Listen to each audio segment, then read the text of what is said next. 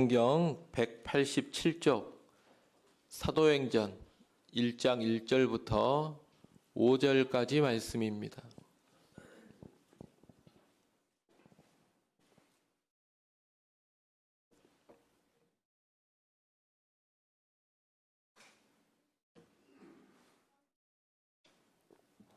사도행전 1장 1절부터 5절까지 돌아가면서 한 절씩 읽겠습니다. 데오빌로여, 내가 먼저 쓴 글에는 무릇 예수께서 행하시며 가르치시기를 시작하심부터 그가 택하신 사도들에게 성령으로 명하시고 승천하신 날까지의 일을 기록하였노라. 그가 고난 받으신 후에 또한 그들에게 확실한 많은 증거로 친히 살아계심을 나타내사 40일 동안 그들에게 보이시며 하나님 나라의 일을 말씀하시니라. 사도와 함께 모이사 그들에게 분부하여 이르시되 예루살렘을 떠나지 말고 내게서 들은 바 아버지께서 약속하신 것을 기다리라. 같이 봅니다. 요한은 물로 세례를 베풀었으나 너희는 몇 날이 못되어 성령으로 세례를 받으리라 하셨느니라. 아멘. 네, 오늘부터 사도행전 말씀을 강해하도록 하겠습니다. 사도행전 강해의 첫 시간인지라 사도행전의 개론에 관한 내용을 간략하게 곁들이면서 말씀을 나누고자 합니다. 이 사도행전의 저자는 누가입니다. 누가는 직업이 의사였는데 사도 바울을 만나 예수님을 믿게 되었고 그 후에 바울과 함께 전도 여행을 다니면서 복음 사역을 감당했던 아주 귀한 일꾼이었습니다. 이 누가가 성령의 감동 가운데서 누가복음과 사도행전 이렇게 두 권의 책을 기록합니다. 누가복음과 사도행전 두 권의 책이지만 실상 별개의 책은 아닙니다. 1부, 2부로 이어지는 한 권의 책이라고 말할 수 있겠습니다. 누가는 이 누가복음과 사도행전을 데오빌로라는 사람에게 보내기 위해서 기록했습니다.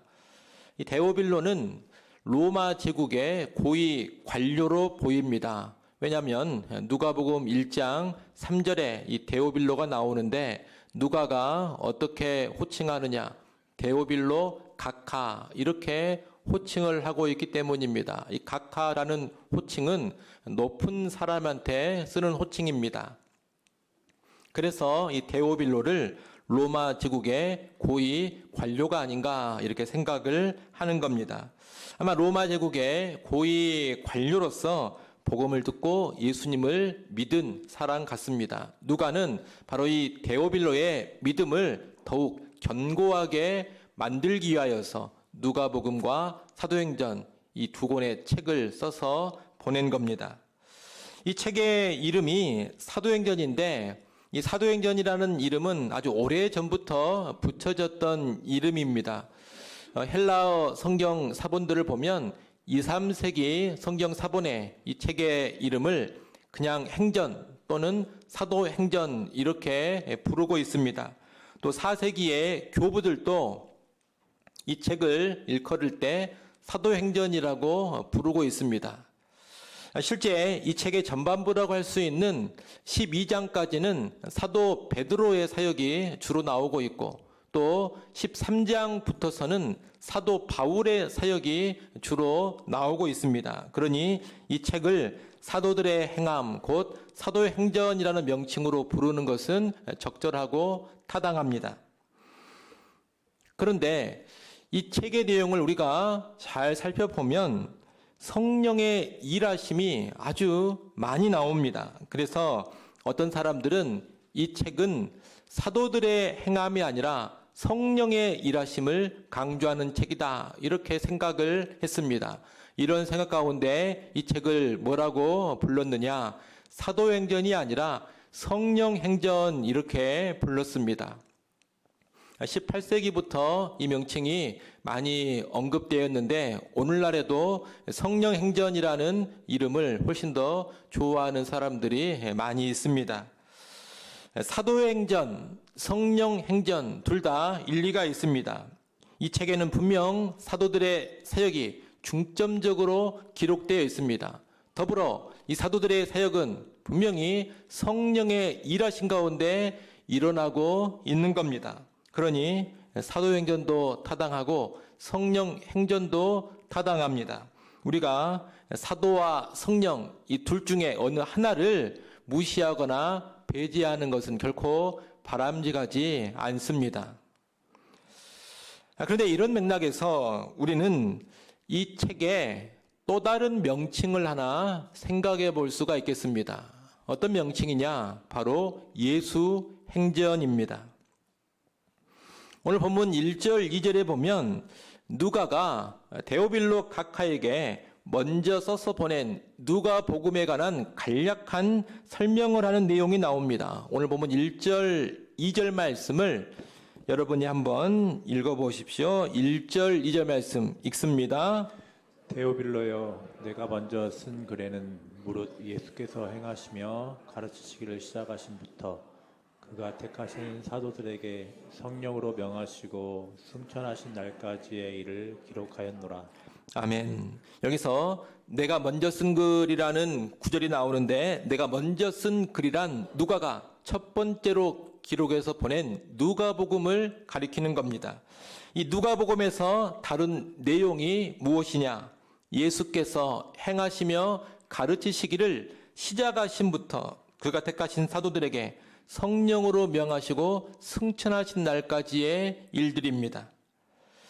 예수님께서 어떤 사역을 하셨느냐? 하나님 나라의 복음 사역을 하셨습니다. 천국 복음 사역을 하신 겁니다. 그런데 예수님은 그 사역을 행하심과 가르치심 두 가지 모습으로 감당을 하셨습니다. 행하시고 가르치시면서 하나님 나라의 복음을 전파하셨고, 행하시고 가르치시면서 하나님 나라를 임하게 하시고 확장시켜 가신 겁니다. 그런데 첫 번째 책인 누가복음은 이 행하시며 가르치신 예수님의 사역을 시작부터 언제까지 기록했느냐? 시작부터 승천하실 때까지 기록했습니다. 그러면 누가복음에 이어지는 사도행전은 무엇을 기록한 것이냐? 승천하신 후에 계속해서 예수님이 행하시며 가르치신 사역을 기록하고 있는 겁니다. 그렇게 볼 때 누가복음과 사도행전은 둘 다 예수님이 행하시며 가르치신 일을 기록하고 있는 책이다, 그렇게 말할 수가 있는 겁니다. 누가복음은 그 일부에 해당되는 것으로 시작부터 승천하실 때까지 예수님이 행하시며 가르치신 일을 기록한 겁니다. 시작부터 승천하실 때까지는 예수님이 어디에서 사역하셨느냐? 이 땅 지상에서 사역을 하셨습니다. 그래서 누가복음은 예수님의 지상 사역을 기록한 책이다, 이렇게 볼 수가 있는 겁니다.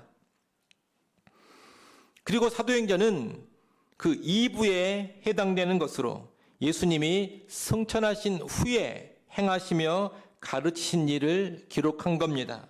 승천하신 후에는 예수님이 어디에 계십니까? 승천하신 후에는 예수님이 천상에 계십니다. 그래서 사도행전은 예수님의 천상 사역을 기록한 책이다, 이렇게 말할 수가 있겠습니다. 이 사도행전이 예수님의 천상 사역을 기록한 책이라고 할 때 우리가 사도행전을 뭐라고 부를 수 있느냐? 좀 전에 말씀드린 것처럼 예수 행전이다, 이렇게 부를 수가 있는 겁니다. 누가복음에 이어서 계속해 예수님이 행하시며 가르치신 일, 곧 예수님의 행적을 기록한 책이기 때문입니다. 이 예수행전이라는 명칭은 사도행전을 그저 사도들의 사역이나 성령의 일하심으로만 보지 않게 해줍니다. 그렇게 보지 않고 누구의 일하심으로 보게 하느냐? 예수님의 일하심으로 보게 합니다. 우리가 사도행전을 볼 때 예수님을 빼버리고 사도들만 본다거나 또는 성령님만 보고 있으면 결코 사도행전을 제대로 보고 있는 것이 아닙니다. 실제 이 개역 개정 성경을 보게 된다면 예수라는 단어는 총 몇 번 나오느냐? 예수라는 단어는 76번이 나옵니다.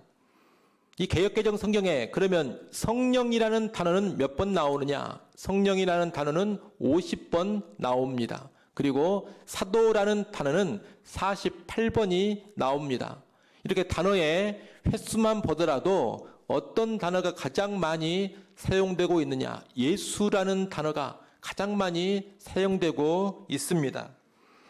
이것만 보더라도 사도행전의 중심은 바로 예수 그리스도, 예수라는 것을 알 수가 있는 겁니다. 그런 예수 그리스도를 중심에 두고 사도행전을 봐야 우리가 사도행전을 제대로 보는 것이다, 이렇게 말할 수가 있겠습니다. 여러분, 예수님은 지상에서만, 이 땅에서만 사역하신 것이 아닙니다. 승천하신 후에 천상에서도 사역을 하고 계십니다. 그런데 천상에 계신 예수님은 대체 어떤 방식으로 사역을 하시느냐? 천상에 계신 예수님은 성령에 의해서 사도들을 통해 사역하십니다.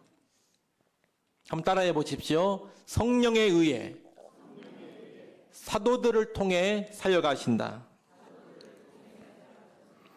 성령은 곧 예수의 영입니다. 천상의 예수님은 자신의 영인 성령을 사도들에게 보내십니다. 그리고 이 성령에 의해 사도들을 통하여 이 땅에서 계속해서 일해 가시는 겁니다.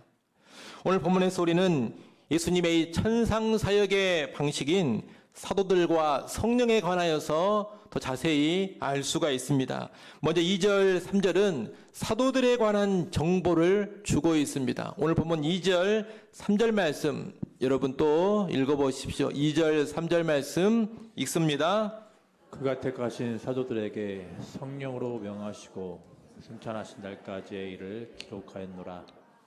그가 고난받으신 후에 또한 그들에게 확실한 많은 증거로 친히 살아계심을 나타내사 40일 동안 그들에게 보이시며 하나님 나라의 일을 말씀하시니라. 아멘. 우리는 이 2절, 3절 두 구절에서 사도들에 관한 네 가지 사실을 알게 됩니다. 첫째, 사도들은 예수님께서 택하신 사람들입니다. 예수님께서 직접 택하사 부르신 사람들, 그들이 바로 사도들입니다. 둘째, 사도들은 예수님이 명하신 사람들입니다. 이 명하셨다라는 말은 명령을 내리셨다, 이런 뜻입니다. 그러면 어떤 명령을 내리셨느냐? 모든 족속에게 복음을 전파하라는 명령입니다. 사도들은 복음 전파의 사명을 예수님께 받아서 파송된 사람들인 겁니다. 셋째, 사도들은 부활하신 예수님을 직접 목격한 사람들입니다. 환상이나 꿈으로 부활하신 예수님을 만난 것이 아닙니다. 또는 영적이거나 주관적인 차원에서 부활하신 예수님을 체험한 것도 아닙니다. 그들은 부활하신 예수님을 객관적으로 직접 만났던 사람들입니다. 부활하신 예수님을 만나서 눈으로 보고 손으로 만지고 함께 음식을 나누고 식사까지 하면서 교제했던 사람들, 그들이 바로 사도들입니다. 넷째, 사도들은 예수님께 직접 하나님 나라에 관한 말씀을 듣고 배운 사람들입니다. 다른 사람들을 통해서 배운 게 아닙니다. 예수님께로부터 직접 하나님 나라의 복음, 하나님 나라에 관한 일들을 듣고 배운 사람들, 그들이 바로 사도들인 겁니다. 바로 이러한 사도들이 이제 부활하사 승천하신 예수님의 지상 대행자가 되는 겁니다. 예수님은 천상에 계시는데 이 사도들을 통하여서 이 땅 가운데 계속해서 사역에 가시는 겁니다. 바로 이 사도들이 예수님의 천상 사역에 아주 중요한 한 방편입니다. 4절, 5절은 성령에 관한 말씀입니다. 4절, 5절 말씀 여러분이 읽어보십시오. 4절, 5절 말씀 읽습니다.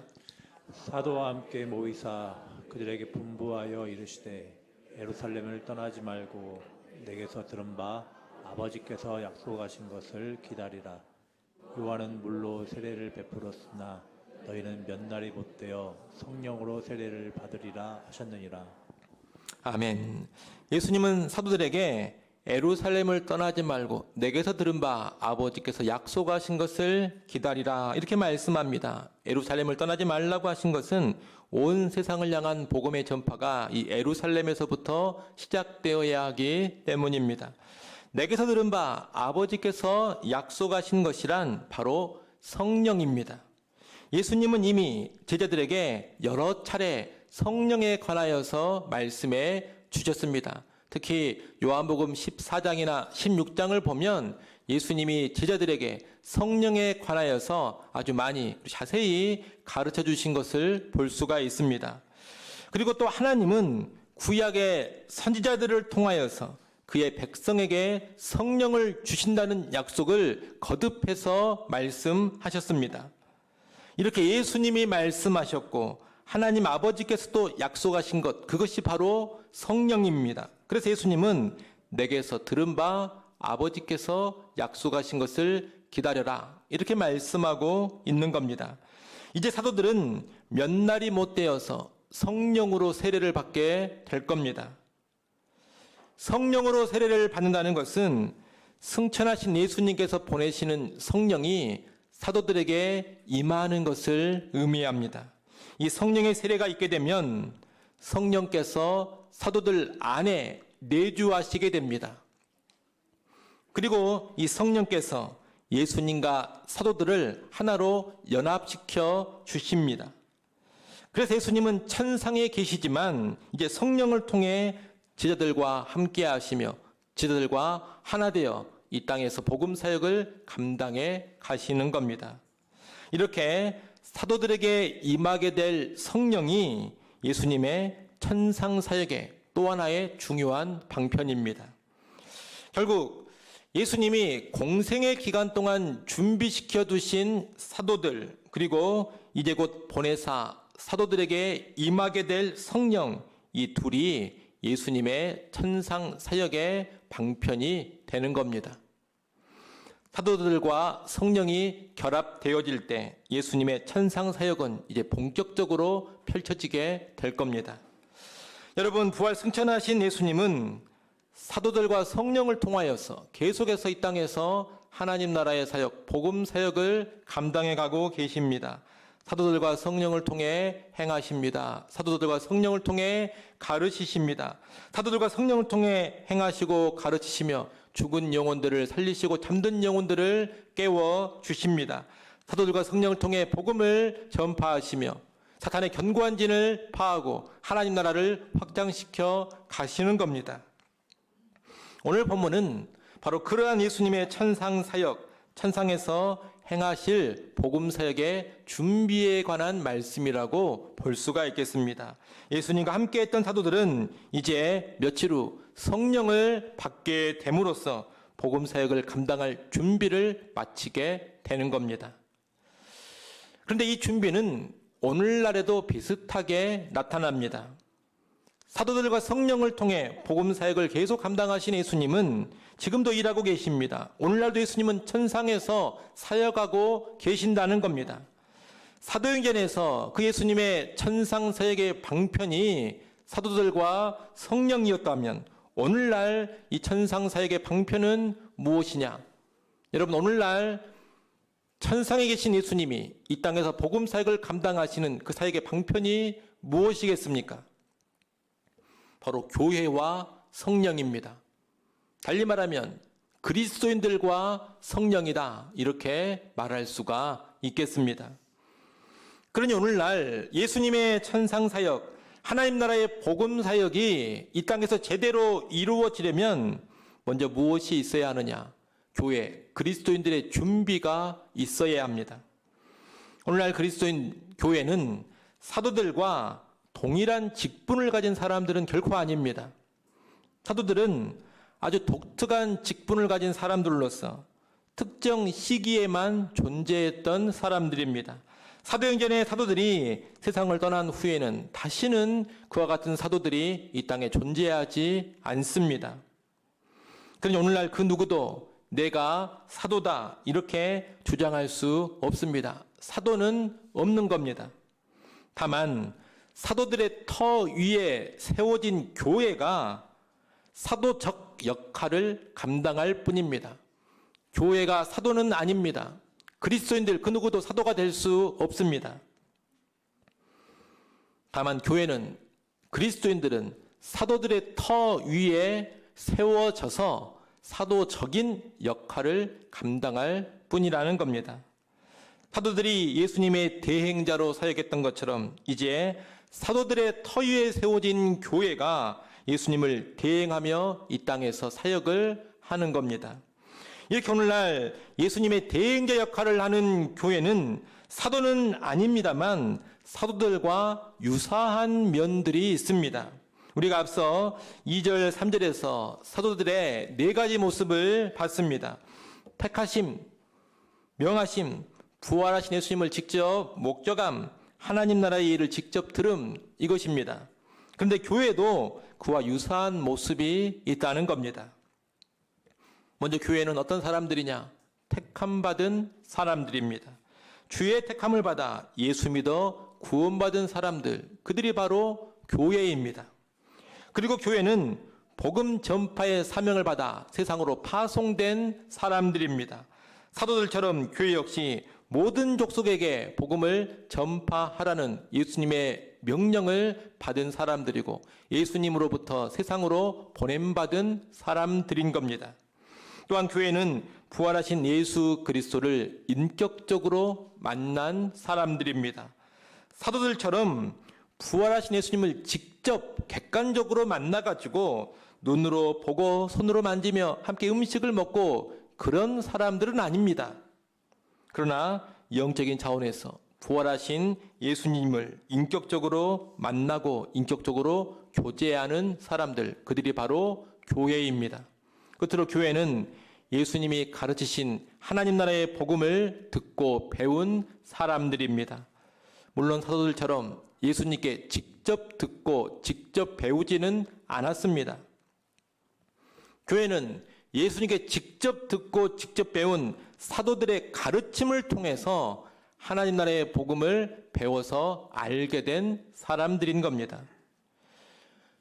교회 생활을 하다 보면 이단이라는 말을 종종 듣게 됩니다. 이단이란 뭐냐? 다른 게 아닙니다. 사도들의 가르침에서 벗어난 교훈을 이단이라고 하는 겁니다. 예수님께 직접 듣고 배운 사도들의 가르침에서 이탈하면 이단입니다. 또 교회 역사 가운데 계승되어져 온 사도들의 가르침을 무시하고 나는 하나님께 직접 듣고 배웠다, 나는 예수님께 직접 듣고 배웠다, 이런 사람들 다 이단입니다. 바른 교회는 사도들의 터 위에 세워져 있는 교회입니다. 예수님의 대행자였던 사도들이 전하고 그 사도들이 가르쳐준 그대로 하나님 나라의 복음을 받아들이고 믿고 따르는 사람들, 그들이 바로 정통교회, 바른 교회라는 겁니다. 이렇게 택함받은 교회, 복음 전파의 사명을 받아 파송받은 교회, 부활하신 예수 그리스도를 인격적으로 만난 교회, 사도들이 가르친 그대로 하나님 나라의 복음을 듣고 배우고 믿고 따르는 교회, 이런 교회가 이제 예수님의 천상사역, 예수님 행하시는 복음 사역의 중요한 한 방편이 되는 겁니다. 따라서 오늘 우리가 예수님의 도구가 되어 이 땅에서 복음 사역을 제대로 감당하고자 한다면 좀 전에 말씀드린 모습들을 점검해야 됩니다. 우리 자신을 한번 점검해 보시기 바랍니다. 여러분들은 여러분 자신이 하나님의 택함받은 사람임을 확신하십니까? 하나님께서 창세 전에 나를 택하셨다는 그런 믿음이 분명히 있습니까? 또 여러분은 복음 전파의 사명이 내게 주어졌다는 것을 알고 그 사명을 나의 사명으로 받아들이셨습니까? 하나님이 나에게 복음 전파의 사명을 주셨다. 내 인생의 사명은 복음을 전파하는 것이다. 그런 인식이 확실하십니까? 그런 사명의 인식 가운데 내가 세상으로 보냄 받았음을 분명히 받아들이고 계십니까? 또 여러분은 부활하신 예수 그리스도를 인격적으로 만나셨습니까? 예수 그리스도가 신화적 인물로만 여겨지거나 그저 성경책에 기록되어져 있는 아주 옛날 사람으로만 다가오고 있지는 않습니까? 예수님이 저 멀리 있는 나와 별 상관없는 그런 존재로 여겨지지는 않습니까? 그러면 안 됩니다. 그런 것이 아니라 내가 친구를 만나고 가족을 만나는 것처럼 생생한 인격체로 만나져야 합니다.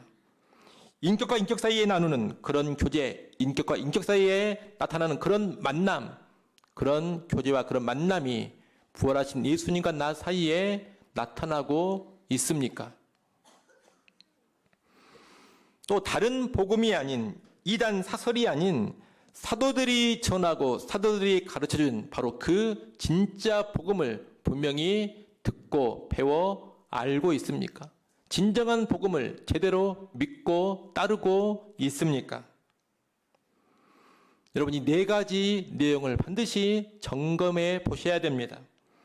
이 네 가지 내용들의 예라고 답한다면 우리는 예수님의 천상 사역을 대행할 준비가 되어져 있는 겁니다. 아울러 예수님의 천상 사역을 감당하기 위해서는 이런 교회의 준비와 더불어 반드시 성령의 임재가 있어야 합니다. 5절의 말씀처럼 성령으로 세례를 받는 일이 있어야 하는 겁니다. 성령 세례란 무엇입니까? 성령 세례란 앞에서 잠깐 말씀드린 것처럼 성령께서 예수 믿는 신자들에게 들어와 내주하시는 것이고 성령께서 예수님과 신자들을 연합시켜 주시는 겁니다. 성령 세례의 핵심이 바로 이 두 가지입니다. 성령의 내주 그리고 그리스도와의 연합. 사도들은 이런 성령 세례를 받아야지만 예수님의 대행자로 이 땅에서 사역하는 것이 가능했습니다. 비록 그들이 예수님과 함께하고 직접 배우고 훈련도 받았지만 성령 없이는 복음 사역이 불가능했습니다. 성령이 임해야지만, 성령의 세례를 받아야지만 복음 사역을 감당할 수 있었다는 겁니다. 오늘날 우리도 마찬가지입니다.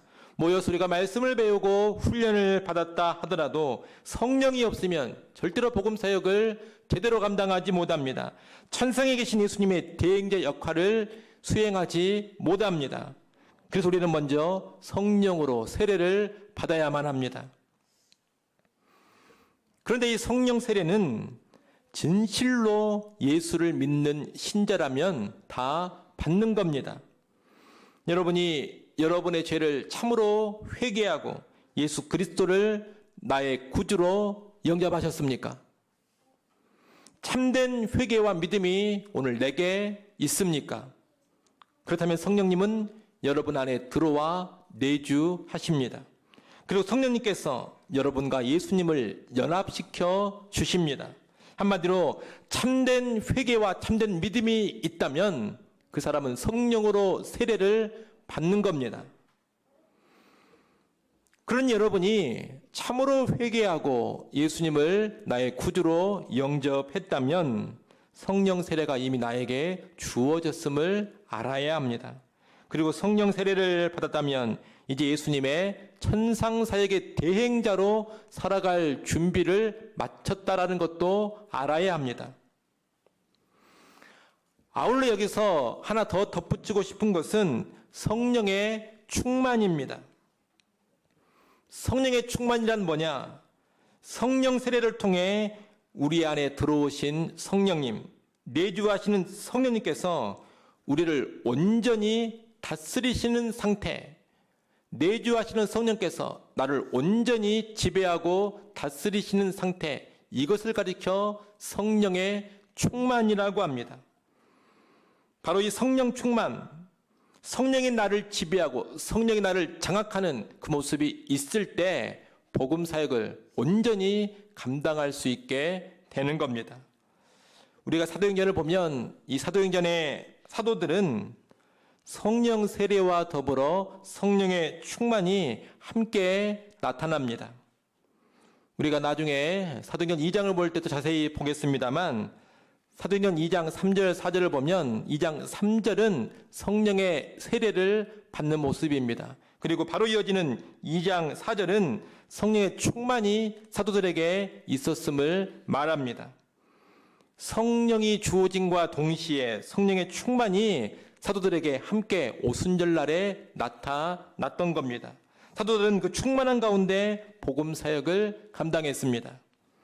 그러니 오늘 우리도 성령의 세례와 더불어 무엇이 있으면 더 좋으냐? 성령의 충만이 있으면 훨씬 더 온전히 복음 사역을 감당할 수 있는 겁니다. 성령의 세례를 받지 않은 사람은 결코 성령의 충만을 누릴 수 없습니다. 성령 충만은 성령으로 세례받은 사람에게만 가능한 일입니다. 따라서 우리는 먼저 참된 회개와 믿음으로 성령의 세례를 받아야 합니다. 성령의 세례를 받아서 성령의 내주 그리고 그리스도와의 연합을 이루어야 합니다. 그리고 성령의 세례를 받았다면 이제 성령의 충만을 추구해야 합니다. 성령의 충만이 있어야지만 복음 사역을 더욱 온전히 감당할 수 있기 때문입니다. 정리하면 성령의 세례를 받아야 천상 사역의 대행자가 될 기본 준비를 갖춘 것이고, 성령이 충만할 때 천상의 사역을 온전히 감당하는 대행자가 되는 겁니다. 여러분, 다시 말씀드립니다. 복음 사역은 성령의 도움 없이는 절대로 감당할 수 없는 일입니다. 예수 그리스도의 뜻을 받들어 행하는 교회의 모든 사역, 우리의 모든 신앙의 활동들은 성령을 의지하지 않고서는 결코 제대로 이루어지지 않습니다. 그러니 성령의 도우심을 늘 구하고 성령의 능력을 갈망하고 성령으로 사역하시고 성령으로 일해 가시기를 바랍니다.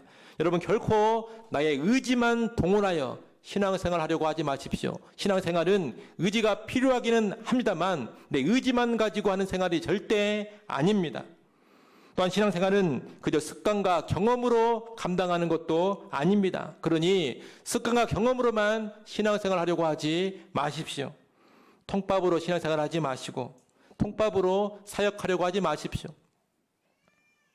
순간순간 성령을 구하고 의지하셔야 됩니다. 여러분, 기도를 많이 하십시오. 성령의 도구인 말씀으로 더욱더 충만해지고자 하십시오. 말씀 충만, 기도 충만해서 성령으로 충만해지십시오. 그럴 때 우리의 복음 사역이 천상의 예수님을 대행하면서 효과적으로 이루어져 갈 겁니다. 아무쪼록 우리 영광교회는 사도들의 터 위에 굳건히 서 있는 가운데 성령에 의하여서 복음 사역을 감당하는 그런 교회가 되었으면 좋겠습니다. 아무쪼록 우리 모두는 천상에 계신 예수 그리스도의 대행자로서 복음 사역을 온전히 감당해 갈 수 있기를 간절히 축원합니다. 기도하겠습니다. 하나님 아버지, 부활하사 승천하신 예수 그리스도께서 지금도 천상에서 하나님 나라의 사역, 복음 사역을 계속 진행 중이시라는 것을 알게 하여 주옵소서. 그리스도께서 이 천상 사역을 초대교회 때는 성령에 의해 사도들을 통해 진행하셨지만 이제는 이 천상의 사역을 성령에 의해 교회를 통해 이루어 가심을 알게 하여 주옵소서. 그러니 오늘 우리가 먼저 사도들의 터 위에 바르게 세워진 교회가 되게 하여 주옵소서. 또한 우리가 성령의 세례를 받고 성령의 충만을 누리게 하여 주옵소서. 그리하여 오늘날 천상에 계신 예수 그리스도의 대행자가 되어서 복음 사역을 온전히 감당해 가게 하여 주옵소서. 예수님의 이름으로 기도드리옵나이다. 아멘.